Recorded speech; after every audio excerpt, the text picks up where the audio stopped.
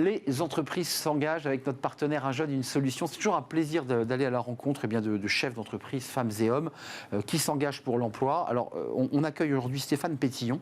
Bonjour Stéphane, fondateur Les Copains de Bastien. Avant de parler des embauches, de votre philosophie, du chocolat qui est devant moi, peut-être que je vais commencer à croquer d'ailleurs pendant l'émission, j'en suis quasiment sûr. Votre histoire est assez incroyable. Vous avez été un patron à la tête d'une entreprise dans la tech. Exactement.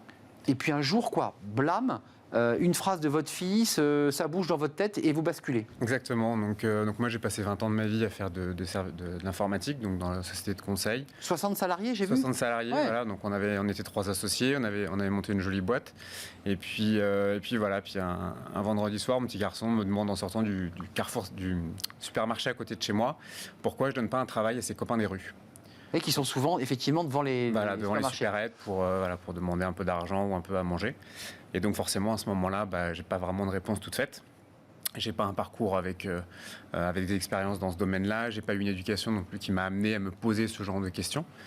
Et donc la question reste dans ma tête. Et puis le premier confinement arrive. Je passe pas mal de temps dans ma cuisine. Et puis je me dis si moi j'arrive à faire des choses avec mes mains alors j'ai jamais appris à cuisiner ou à faire de la pâtisserie, peut-être qu'il y a quelque chose à faire là-dessus.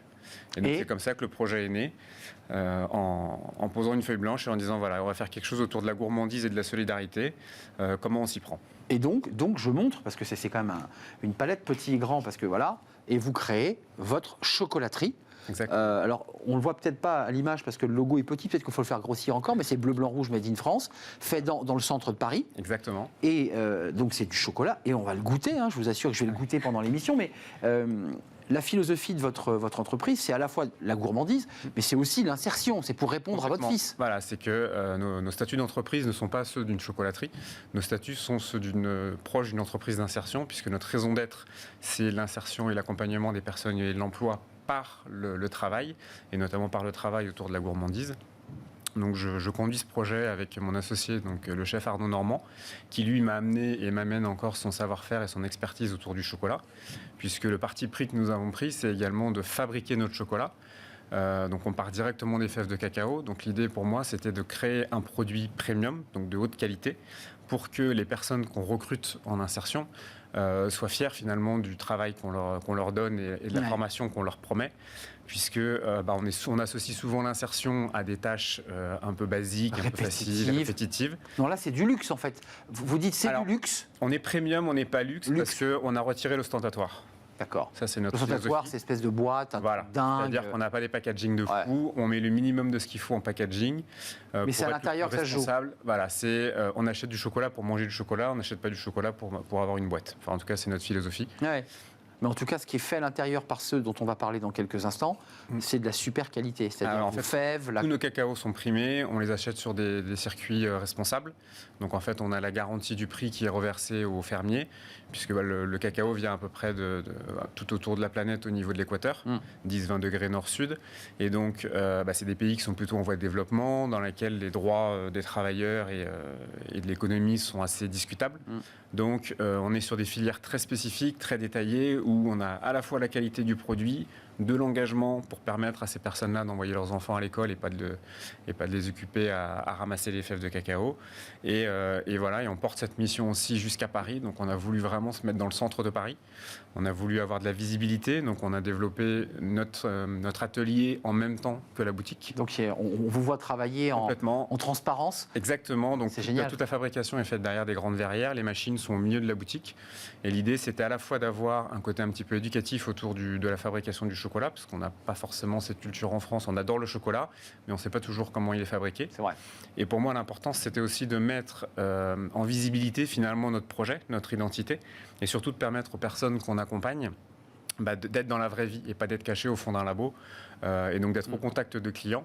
Que l'on cache, oui, que l'on cacherait. Là, on les voit, ils ont une existence sociale. Complètement, et là, pour moi, l'insertion passe par le contact et le dialogue autour de... Stéphane, il y a des noms, il y a des prénoms, Lucas, Arnaud, Dany, Rosa, Justine.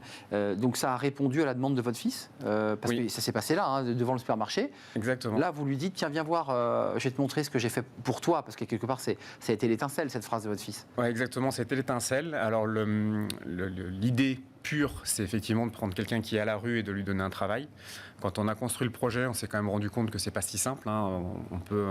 La route est parfois longue pour rejoindre le travail. La route est longue et surtout que la durée de la route n'est jamais la même, et complexe et coûteuse. Donc on a fait le choix de travailler avec des associations, notamment le réseau Entourage, avec le projet Linked Out. Exactement, qui sont venus chez nous. Voilà, qui eux, gèrent ce que j'appelle l'amont, c'est-à-dire que la situation d'urgence, les différentes connexions avec les organismes publics ou privés pour amener de l'aide. Et nous, on est là comme en support de leur travail. Et donc ils viennent pour proposer des CDI, et c'est ce qu'on s'est engagé avec eux à faire, c'est de ne pas recruter justement sur des contrats précaires. Donc c'est à ce sens-là qu'on n'est pas complètement une entreprise d'insertion, puisqu'on a fait le choix de recruter en CDI. C'est ça. Donc de se passer des aides potentielles de certains dispositifs, mais pour vraiment ancrer notre mission dans la durée et pouvoir, dans un temps court, remettre les gens sur le marché. Et puis Justine, pour être précis, parce qu'on va parler des embauches, j'imagine que vous êtes parce qu'en fait vous êtes en train de créer une petite chocolaterie, puis dans 3 ans vous reviendrez dans l'émission, vous allez me dire mais voilà, ça cartonne, on a créé notre petite usine de chocolat et d'insertion. Justine, elle est en alternance, et c'est grâce au dispositif Un jeune, une solution, si j'ai bien compris. Complètement, en fait, elle est venue frapper à la porte la veille de l'ouverture de la boutique par le réseau d'Arnaud en disant voilà, je suis en CAP chocolaterie en alternance, si j'ai pas une entreprise qui m'accompagne dans les 15 jours, je perds mon année puisqu'on a passé le délai. Nous, on était en plein lancement, on bossait 23 heures sur 24. Et je dis, mais à un moment donné, un salarié de plus comme ça, dans le business plan, Voilà. Et vous êtes chef d'entreprise quand même. À un moment donné, on est sur un modèle entreprise, on n'est pas une association, donc ça veut dire qu'on a un équilibre économique à tenir. Évidemment. Quand on démarre un projet en plein Covid, je ne vous explique pas les banques, à peu près l'état d'esprit dans lequel elles sont pour vous soutenir. Donc, en version ESN en plus. Voilà. Là, la banque hésite un peu quand même, non ? C'est ça, voilà. Comme on m'a dit, vous allez faire du solidaire, de la gourmandise, de la food avec des sans-abri. Il y a un moment donné, est-ce que vous n'avez pas une erreur dans l'équation, quoi ? Visiblement pas. A priori, non. Parce que là, vos 4 amis, en l'occurrence, pour faire une référence à une vieille émission de télé, Arnaud, Dany, Rosa, Justine, comment ça se passe ? Comment vous les voyez grandir aussi ? Parce que vous les voyez grandir dans cette entreprise. Alors, on les voit grandir et c'est assez magique parce que j'ai passé 20 ans de ma vie avec des gens qui avaient des bac plus 5, bac plus 6, des ingénieurs, des ingénieurs, et qui arrivaient le matin avec la mine déconfite parce qu'il fallait aller faire 3 stations de métro de plus pour aller chez le client que ce qu'ils avaient prévu. Et là, j'arrive avec des gens qui sont enjoués, qui sont heureux. Quand on leur dit tiens, il y a un truc, il faut rester une demi-heure de plus. Mais il n'y a pas de problème, avec plaisir. On voit l'entraide en fait dans les équipes, on voit les différences de culture, de parcours. Justine qui est une jeune, qui en veut, qui se bat pour apprendre vraiment le métier par excellence. Rosa qui a un peu plus de 40 ans, qui a eu son parcours de vie, qui a ce côté un peu maternel aussi.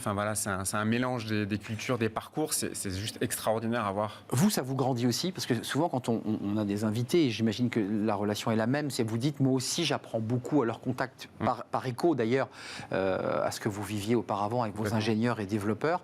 Là, comment vous grandissez, vous aussi, là ? La valeur est totalement différente. Elle est complètement dans l'immatériel, dans le ressenti, dans le regard. Et moi, de dire que aujourd'hui, mener un projet comme ça, c'est pas simple. Faut pas se voiler la face. Mais dans les moments de doute, dans les moments de faiblesse, il suffit de voir effectivement ce que ça produit. Et là, on n'est pas sur un PNL, on n'est pas sur un bilan, on n'est pas sur de la trésor. Et de se dire que ces gens-là, qui avaient des situations précaires, pas forcément évidentes, qui n'étaient pas forcément fiers de ce qu'ils pouvaient faire, c'était des jobs alimentaires. Aujourd'hui sont heureux de travailler, et je me dis j'ai redonné en fait ce qui était certainement dans mon éducation, parce que j'ai eu des parents commerçants, le plaisir du travail bien fait, l'envie du détail, du soin. Ceux qui fabriquent sont ceux qui vendent, et ceux qui vendent sont ceux qui fabriquent. Donc ils savent de quoi ils parlent. Ils savent de quoi ils parlent. Ça, c'est important. Même si des fois c'est pas évident en termes d'expression orale de se retrouver devant un client, de vendre des produits quand même plutôt haut de gamme en termes de prix. Mais en même temps, dès qu'on rentre dans la technique de comment c'est fait, etc., ils sont incollables puisque c'est eux qui les ont fait. Donc, la suite de votre aventure, vous-même, là, après cette année d'expérience, globalement, vous êtes sur une année d'expérience. Il y a de l'embauche, il y a de la stabilisation, les clients sont au rendez-vous parce que il y a un enjeu commercial, vous êtes une entreprise. Voilà. Alors on a eu la chance de créer ce projet en plein Covid, c'est-à-dire qu'on a pu analyser toutes les situations et réfléchir à tous les business models possibles. Donc on a effectivement notre boutique qui est en plein cœur de Paris, à côté de la gare du Nord, dans laquelle on fabrique et on vend. mais on a aussi des activités autour de la distribution et autour des entreprises, donc avec la possibilité de personnaliser nos produits, etc. Donc ça, c'est des enjeux qui marchent très très fort. J'ai même été surpris à tel point les entreprises aujourd'hui, quand on leur apporte un produit assez facile à personnaliser et auquel ils peuvent adhérer en termes de valeur et de partenariat. Enfin, mes clients entreprises ne sont pas des clients, sont des partenaires. Il y a un message derrière aussi. Voilà, il y a un message et donc ça a explosé au mois de décembre à tel point qu'on a vraiment beaucoup travaillé. Et donc là, l'enjeu pour les mois à venir, c'est effectivement l'accélération. Parce que l'insertion, ce n'est pas un sujet qui se traite en 15 jours. Donc pour que notre mission ait du sens et pour qu'on arrive réellement à remplir nos objectifs, en fait, on doit accélérer. C'est-à-dire que moi, je veux mettre 4, 5, 6 personnes de plus, peut-être pas d'ici la fin de l'année, mais au moins d'ici 12 mois. Pour avoir une taille critique. Voilà, donc notre enjeu, ça va être la distribution, c'est des nouveaux points de vente, c'est tous ces enjeux-là. Merci Stéphane Pétillon, créateur de chocolat solidaire à Paris. C'est dans le 10e, on l'aura compris, puisque de nom directement l'endroit, près de la gare du Nord, facile à trouver. Vous me conseillez quoi, les îles Salomon, le Nicaragua, le Salvador, la Colombie? Qu'est-ce que vous aimez, vous? Moi, j'aime beaucoup le Nicaragua. Et ce que je vous conseille, c'est d'en prendre 2 pour les comparer, puisqu'en fait, la vraie expérience qu'on propose, c'est justement de se rendre compte qu'il n'y a pas un chocolat noir, et c'est des découvertes. Je le tiens entre mes mains, c'est l'occasion de voir ce chocolat de luxe, mais en tout cas premium, puisque c'est le mot que vous utilisez, fait par ces jeunes, et moins jeunes d'ailleurs, qui sont engagés dans cette entreprise d'insertion qui est une vraie entreprise. Et c'est le pari qu'a fait Stéphane Pétillon. J'étais ravi de vous accueillir. Merci à vous. Bon vent. Je vous dirai, tiens, je vous enverrai un LinkedIn Avec pour vous plaisir. dire que j'ai adoré. Je vais tenter le Nicaragua, puis je comparerai avec les îles Salomon. Eh bien, parfait. Ça vous va? Très bon exemple. Merci Stéphane, fondateur des Copains de Bastien. On fait une courte pause. Tiens, je vais en profiter pour croquer dans une des tablettes. On fait une courte pause et on se retrouve juste après. On parle d'un sujet qui est éminemment sensible quand on est chef d'entreprise. C'est le moment où on met la clé sous la porte, on dépose le bilan. Et là, il n'y a pas de chômage, vous le savez. On va faire le point avec mes invités qui sont des experts. Confrontés, certains l'ont été, au fait qu'on n'a pas de chômage et que quand on est chef d'entreprise, évidemment, c'est une angoisse. Et je vois Stéphane Pétillon qui dit oui de la tête parce que oui, c'est l'angoisse évidemment des entrepreneurs, des chefs d'entreprise. On fait le point avec eux. Quels sont les remparts, quels sont les rebonds possibles lorsqu'on a échoué? On en parle, c'est dans notre débat juste après cette pause.